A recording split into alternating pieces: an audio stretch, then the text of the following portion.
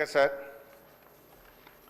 ఈరోజు గౌరవ మంత్రి గారు 691 కోట్ల రూపాయల బిల్లులు పెండింగ్లో ఉన్నాయని చెప్పారు.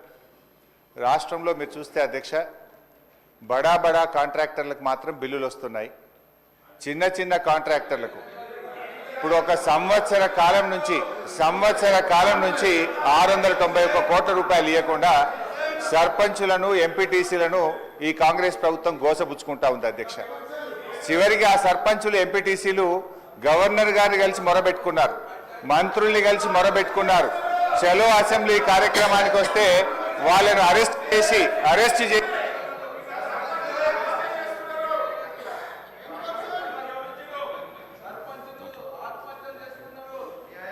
స్పీకర్ సార్ సభను కొంచెం ఆర్డర్లో పెట్టండి. స్పీకర్ సార్ 2 రోజులు మొన్ననే ట్రైనింగ్ ఇచ్చింది, ఇదేనా సార్ ట్రైనింగ్? సార్ అధ్యక్ష బీఆర్ఎస్ పాలనలో తెలంగాణ పల్లెలు అద్భుతంగా కేసీఆర్ గారి నాయకత్వంలో తీర్చిదిద్దబడ్డాయి. పల్లె ప్రగతి పట్టణ ప్రగతి అనే కార్యక్రమం పెట్టి ప్రతి నెల పల్లె ప్రగతి కింద గ్రామాలకు 275 కోట్లు ఇచ్చాం, పట్టణ ప్రగతి కింద 150 కోట్ల రూపాయలు ఇచ్చాం. కానీ కాంగ్రెస్ ప్రభుత్వం వచ్చిన తర్వాత ఈ ఏడాది కాలంలో పల్లె ప్రగతి పట్టణ ప్రగతి కింద 1 రూపాయి కూడా గ్రామ పంచాయతీలకు ఇవ్వకుండా పోవడం వల్ల ఈరోజు ఈ సమస్య వచ్చింది అధ్యక్ష. ఇది నేను చెప్తున్నది కాదు, కేంద్ర ప్రభుత్వం చెప్పింది.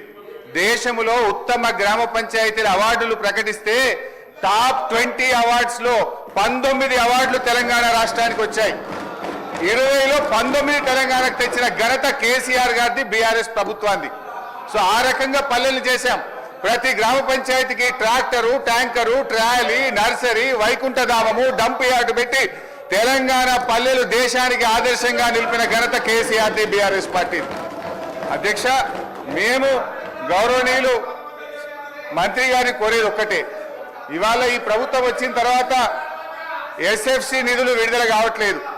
ఈజీఎస్ నిధులు కేంద్ర ప్రభుత్వం ఇచ్చినా డైవర్ట్ చేసినారు. 15th ఫైనాన్స్ కమిషన్ డబ్బులు కేంద్ర ప్రభుత్వం ఇస్తే డైవర్ట్ చేసినారు. జీపీ జనరల్ ఫండ్ కూడా వాళ్ళ డబ్బులు వాళ్ళు ఖర్చు పెట్టుకోవడానికి కూడా ఫైనాన్స్ నుంచి క్లియరెన్స్ ఇయ్యక చెక్కులు పాసుగాక ఇవాళ సర్పంచులు ఆత్మహత్య చేసుకునేటువంటి పరిస్థితి వచ్చింది. అప్పులు చేసి బంగారం కుదబెట్టి పనిచేస్తే ఈ బిల్లులు ఇయ్యారు అధ్యక్ష.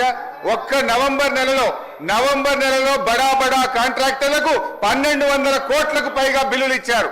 ఒక్క నెలలో 1200 కోట్లు బడా కాంట్రాక్టర్లకు ఇస్తారు.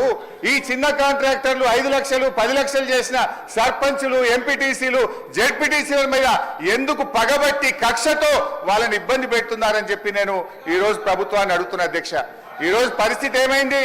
గ్రామ పంచాయతీలకు రెగ్యులర్ గా ఇవ్వాల్సిన నిధులు ఇవ్వకపోవడం వల్ల చివరికి ఏం దాకా వచ్చిందంటే అమెరికా దేశం తెలంగాణకు పోతే చికెన్ గున్యా వ్యాధులు వస్తున్నాయి, జాగ్రత్త అని అమెరికా దేశం ఆ దేశ పౌరులను హెచ్చరించే పరిస్థితి ఏర్పడ్డదంటే పల్లెల్ని ఏ రకంగా మీరు నిర్లక్ష్యం చేశారో అర్థమవుతా ఉంది.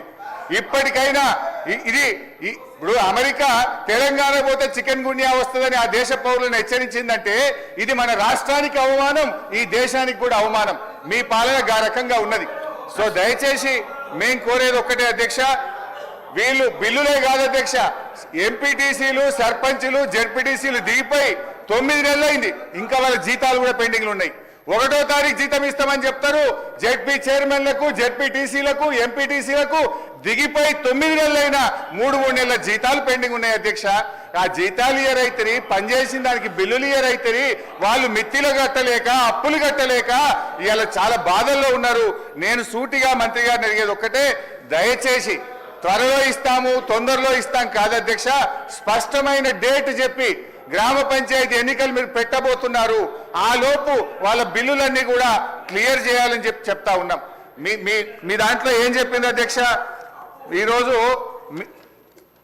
ఇది మీ మేనిఫెస్టో, కాంగ్రెస్ పార్టీ మేనిఫెస్టోలో ఏం చెప్పింది అధ్యక్ష?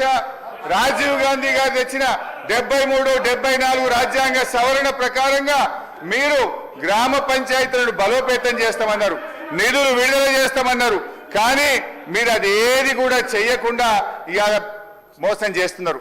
మాజీ సర్పంచ్లకు మాజీ ఎంపీటీసీలకు పింఛన్లు ఇస్తామన్నారు, పింఛన్ మాట దేవుడు కానీ వచ్చే జీతం కూడా ఇస్తలేదు అధ్యక్ష. గా పింఛన్ కూడా ఎప్పటి నుంచి ఇస్తారో, జీతాలు ఎప్పట్లో క్లియర్ చేస్తారో, బిల్లులు ఎప్పట్లో క్లియర్ చేస్తారో స్పష్టంగా చెప్పాలని మీ ద్వారా అడుగుతా ఉన్నా. గౌరవ సభ్యులు కొత్త ప్రభాకర్ రెడ్డి గారు.